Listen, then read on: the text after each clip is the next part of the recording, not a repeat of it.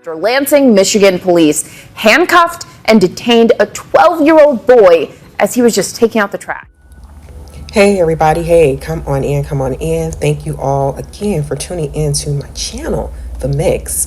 Shout out to all my new subscribers. I appreciate you guys. I appreciate everyone globally who tunes into The Mix and who are subscribed domestically, internationally, just everyone. You guys, I'm forever grateful. And why don't you guys just go ahead and listen to this video? Yeah, those who are just stopping by, go ahead and smash that subscription button if you are not subscribed to The Mix, and hit that notification bell for everyone. So that way you all will be tuned with the content I drop on my channel. All you have to do is listen to the video. That's a form of support. You know how else you can support. You can like this video. How else you can support The Mix. You can share my video, yes. And you know what else you can do? Drop a comment. Let's get the discussion going in the comment section on these topics.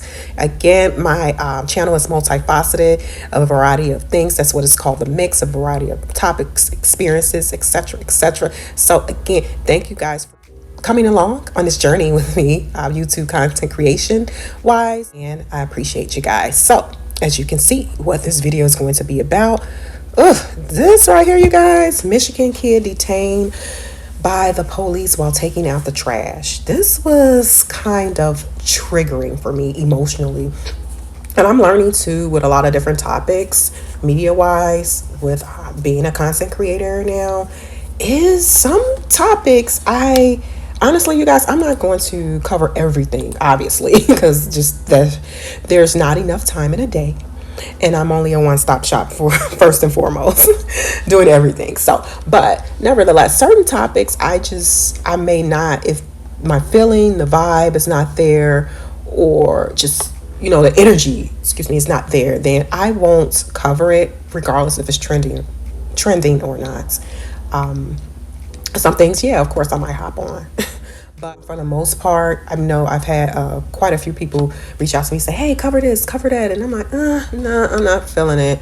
The energy is not there. But this particular topic about the 12-year-old Lansing, Michigan kid, it was triggering for me. And what I wanted to further say is that some of these topics creates an emotional trigger.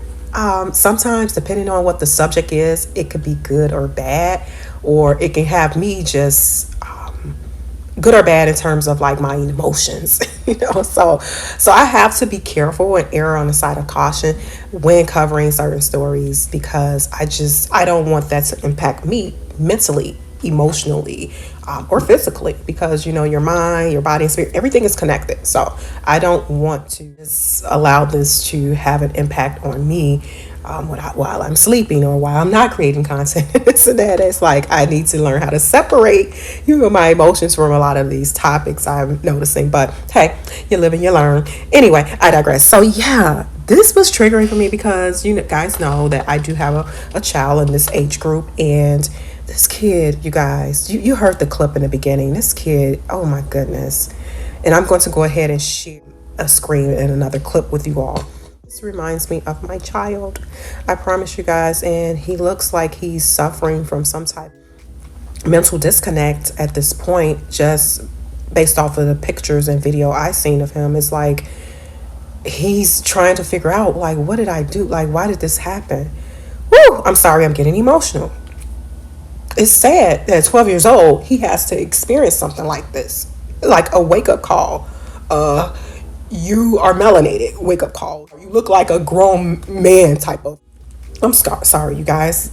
I have these conversations with my child too, so I get emotional having these conversations, and I stay in his ear, and I'm like, because when they get to high school, it's like people do not recognize them as that little 4 or 5 year old anymore. They look at them as a threat. And these kids, and I'm not saying there's kids out here who don't do wrong or who are not mischievous and disrespectful and all of that, but I'm speaking to the kids who are grouped into this type of atmosphere where they think that everybody is reckless and running amok. No, that's not the case. I don't care how tall the kid looks or his features are, it may be intimidating to you. He's a kid. This is somebody's baby. That's my baby, and I'm speaking about this kid, but I look at my child. He's almost taller than me, and he's just such a kid at heart, you guys. He is.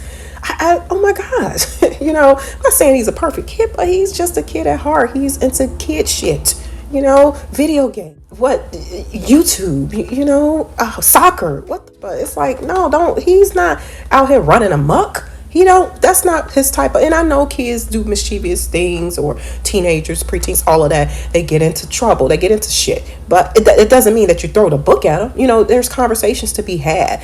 However, this situation, it should not have happened. It should not have happened. Let me go ahead and share the rest of this clip with you guys, and then I'll come back with more of my commentary, reaction, and opinion. This is very horrible. After Lansing, Michigan police handcuffed and detained a 12-year-old boy as he was just taking out the trash. I'm going to interject here and there, but let me go ahead and play this clip. Say they were looking for a car thief.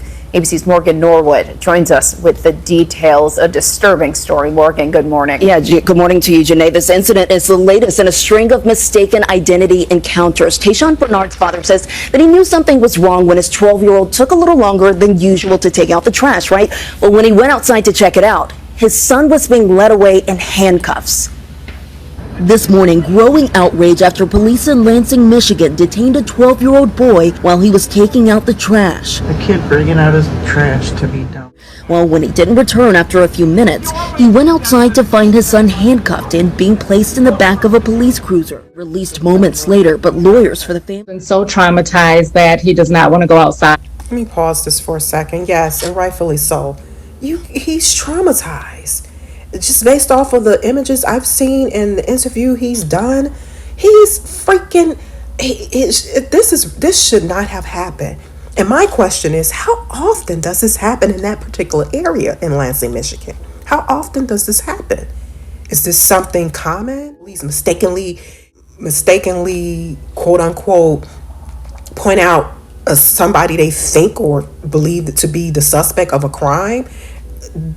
What do they do this often? What methods are they taking to ensure that they have the right person if they're trying to detain someone for an alleged crime that's had recently happened? Let me go ahead and continue, because it's just a lot of questions. I feel so bad for this child. He's like my baby. He doesn't want to take the trash out. He doesn't even want to check the mail. The Lansing Police Department posted an explanation on Facebook stating an officer was pursuing a suspect in a string of Kia thefts wearing neon shorts and a white shirt. A different officer was in the area and saw Bernard wearing a very similar outfit and put cuffs on him. Our client wasn't wearing a white shirt. In fact, our client was wearing a light gray colored shirt. You hear that? So again, that goes back to the question, how often does this happen? How often does this occur in this particular area for an officer to mistakenly detain the wrong person? I know being a law enforcement officer, I don't know that personally. I just can only imagine that it has to be a complicated position, job, career, because you have to make decisions just like that. But come on now, we need data statistics, and you guys know how I am with data statistics. I'm like iffy about it, but if it's done correctly, yeah, I think that it can be held as something, a tool or resource to point to or to use to navigate whatever it is that you're trying to correct or mitigate or, lessen, or grow. Department also issuing an apology saying, "Our hope is we can put this unfortunate case of wrong place, wrong time behind us." Nuts. I don't think so. Thank you for the apology, police department, but put it behind us. No, absolutely not. Cut a check. Because this young fella, this kid, is going to need therapy. Cut a check. While y'all putting it behind you, cut a check to him and his family. And continue to represent the community that we serve. He wasn't in the wrong place, nor was this the wrong time.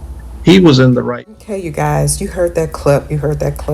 Very unfortunate, and my heart goes out to the 12-year-old and his father. This just seems like something that should not have happened. And if I was his parents, I won't let this slide. Not at all. Compensation is needed expeditiously. Expeditiously, it does, rightfully so. The family needs to be compensated for this error, for them getting it wrong. getting it wrong. Thank you for the apology, law enforcement, police department. Now let me get therapy for my child and go towards the cost of the check that you cut will go towards the cost for his therapy sessions. Money will go towards his college years and future. So yeah, while you guys, thank you for the apology. However, business as usual.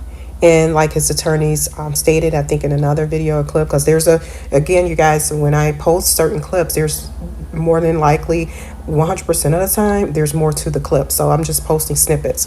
But yeah, so go ahead and check out the clips on your own at your own leisure. But yeah, cut the check. While you guys apologizing, as you should, that's nothing that, we're going to celebrate. You should apologize. You get it wrong. Yeah. Apologize. However, BAU, business as usual. We will move forward with exploring all options to remediate the situation. To start off by receiving compensation for your wrongful detainment and actions of my child. So yeah, that's what we're doing here. So but yeah, like this video, you guys. Like it while you're here. Like, share. Again, that is a way to support. What do you all think? How do you all feel about this? Again, like I said, this was borderline triggering for me because I have a son in this age group. And it's just, oh my gosh, I would be livid. And my concern would be my child, his mental state, emotional state. Because, like I said, if you check out some other clips or media reports, the image of this 12-year-old kid, he just seems so distraught. He just seems so like, why me? Like, what did I do? Or, like, what did I, he's trying to, baby, it's not you. If you're listening to this, it's not you. It's never you. So hopefully his parents, his father gets him the type of therapy he needs. And to weather this, it may be something long lasting, and hopefully he can take this and use this as an opportunity in a positive direction. And heck, he might become one of their bosses one day over the law enforcement. You never know. He might become over there. He might be superior over them. That's how sometimes it works. Seeds are planted. Energy is placed out there. That's how it works. You never know. People who are footstools, it can be a reversal. So, but yeah, let me know your thoughts. Let's get the discussion going in the comment section. I'm going to do my best to try to keep up with the outcome of this, the ongoing legal part, which I'm sure will be civil, and just kind of bring you guys an update here and there. But like this video, share this video. Thank you guys for continuing to support the mix, and I will talk to you all soon. Bye.